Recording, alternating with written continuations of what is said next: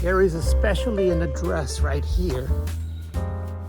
Here in this garden, right here behind me, is where it all happened. The birthplace of Surrealism. French artist André Masson.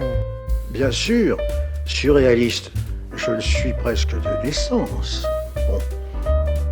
This place represented the spirit of his work. At 45 Rue Blomet.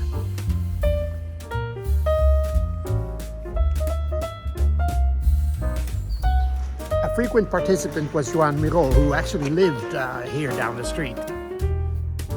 This sculpture, L'Oiseau Lunaire, the moon bird. So after all that surrealism in the evening, the jazz club Bal Blomet opened in 1924. It was sort of the bridge between Afro-Caribbean music and the avant-garde jazz of the time.